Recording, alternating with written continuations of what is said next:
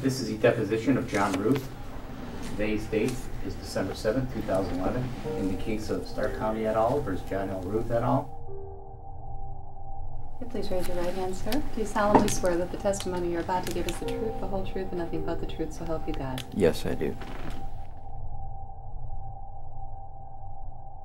Did you give any direction to any of the property managers about how many African Americans to rent to at any property? Never.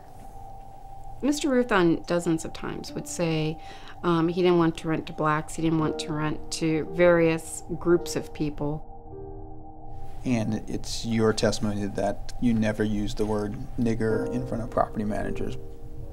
Absolutely not. Mr. Ruth told me he did not want any porch monkeys. He didn't want niggers on his property because, it would deface the value of his rental properties.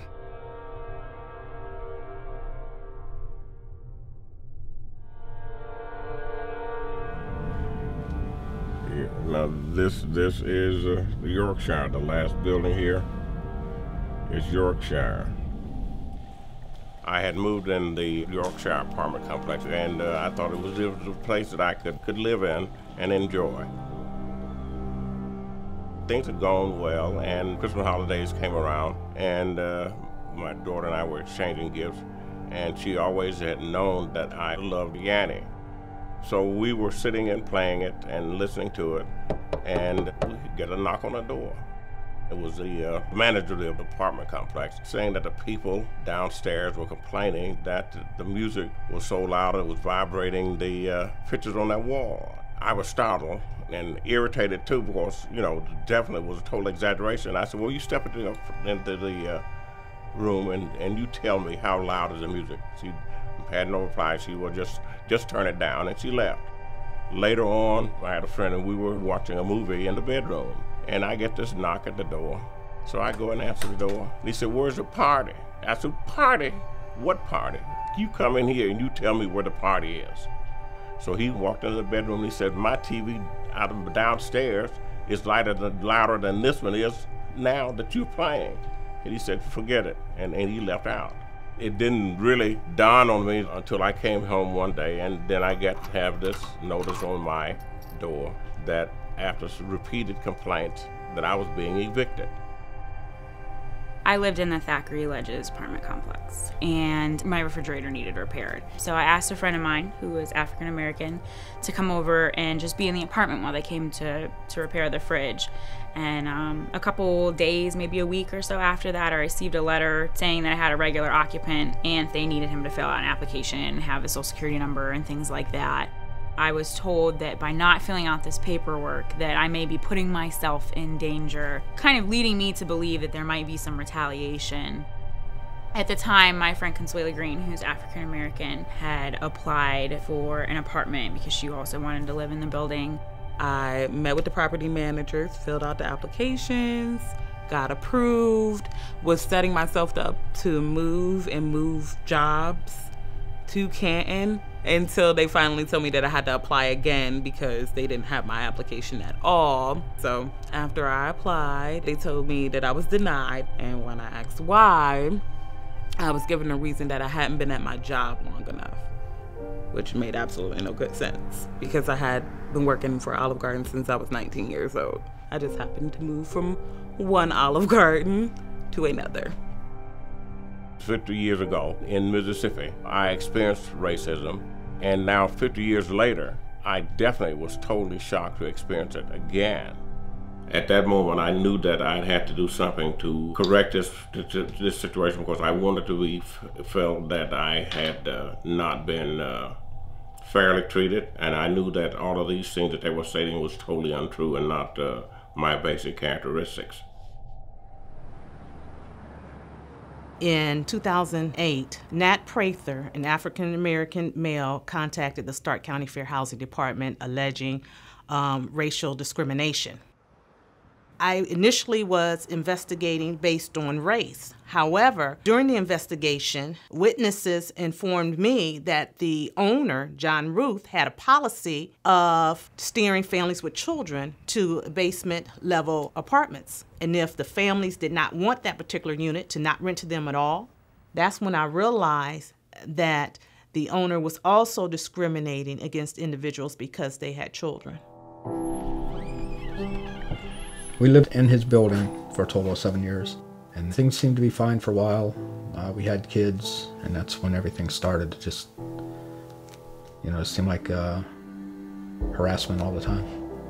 The manager had come to our door, told us that he was there for the complaint about the noise. He said, there's a basement apartment on the other side of the parking lot. You can move there, you can just move.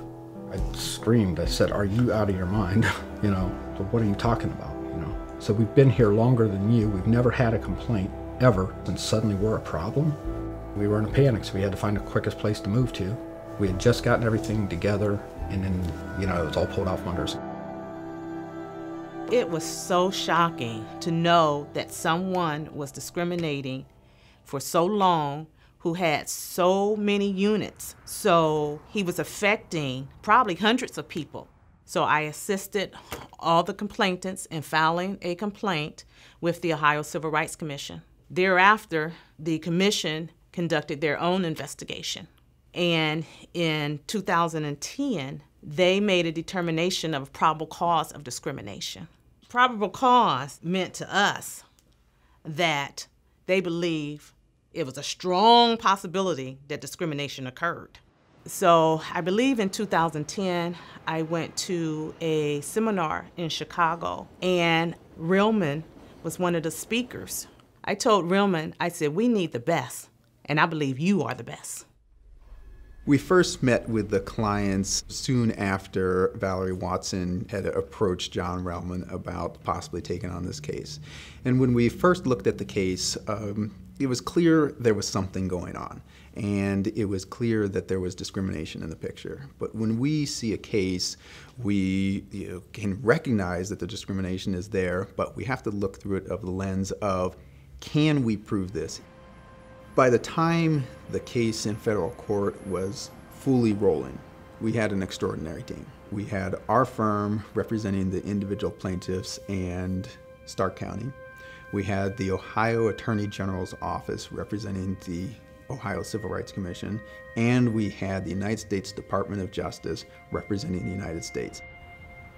The turning point in the case really came when the United States Department of Justice used their resources and did everything they could to be able to track down these former managers. And we had former manager after former manager come forward and say he was discriminating. When Mr. Ruth and I first talked, he brought me to his office and discussed kind of a list of things that he liked to see at his units, at his property. Mr. Ruth told me, make sure when I spoke with people on the phone, if the dialogue was African American, that I should not return their calls, just because he didn't want people out drinking 40s, hanging out, and he said that's what would happen if we run into niggers. It was very shocking because nobody that I know talks like that. And I grew up down south and people still didn't talk like that. It was just shocking that he actually was bold enough to come out and say that to somebody. He would come across that he was a wonderful Christian man, but on the flip side of that, every application that would come in, he would ask me their names, and by the name it would be, what race do you think they are? Are they Hispanic by the name? Or if it would be like Sherelle, well, that's a black name. He wouldn't even write down the name or number, he would just hit erase. He didn't want children being on any upper units, so if there wasn't a lower unit available and or they didn't want a lower unit, he would find a reason not to rent to them. Call me insubordinate, but I put a African American woman and her child on the second floor. Of course, that was a big no-no. I was called down to the office, reprimanded, yelled at. This is not how we're gonna run our properties, and if you basically don't comply, then this is what's gonna happen. A lot of commotion, a lot of yelling, down to, you shouldn't have run into that person. I want them out. Get rid of them now. Find something to get them out. And then there was noise complaints down the road for unjust reasons. The false complaints that, Mr. Ruth was asking me to go and disturb the tenants, it was aggravating because Mr. Ruth thinks he's going to play God over these apartments. Mr. Ruth ultimately made good on the threats because I was kicked out of my apartment. I lost my income. I lost my job just because I wouldn't comply with his simple-mindedness on how to run this property and to discriminate against people.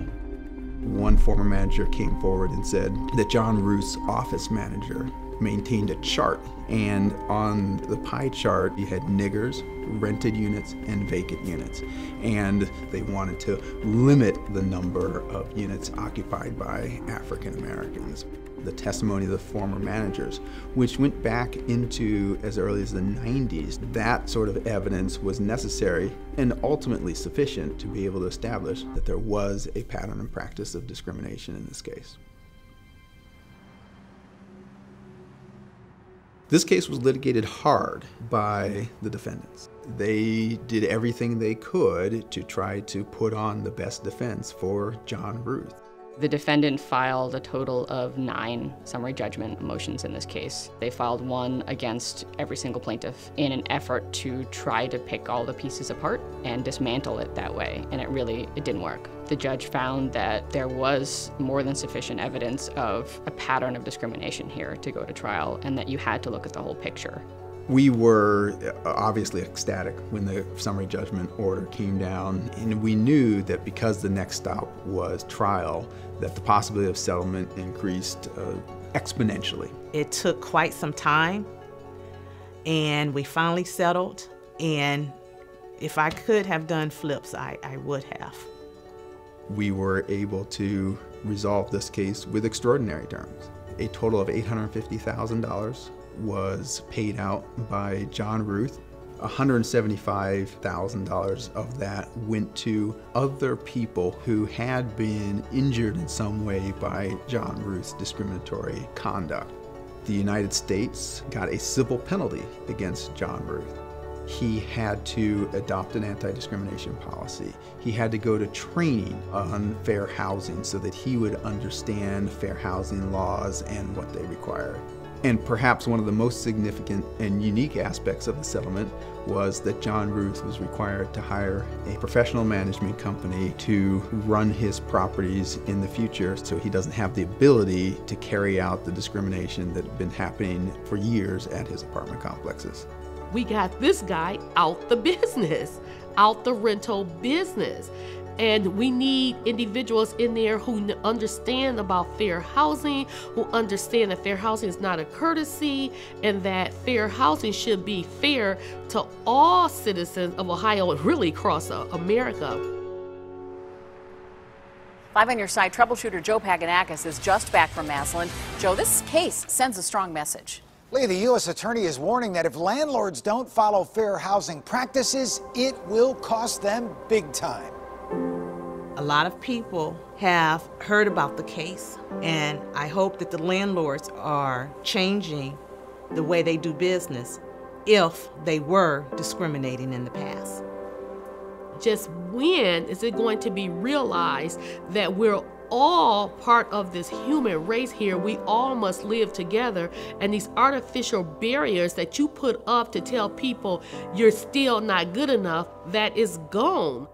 It takes people that are willing to stick their necks out and enforce the laws to really make a difference. And each time that this gets stopped, and each time that somebody has the courage to file a lawsuit and assert their rights, those rights become more and more meaningful, and slowly minds can be changed.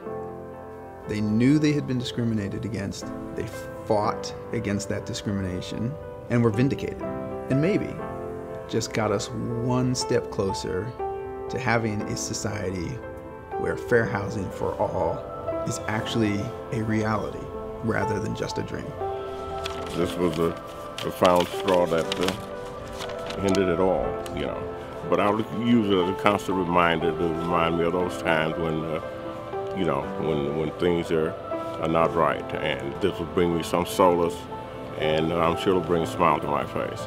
I feel justified.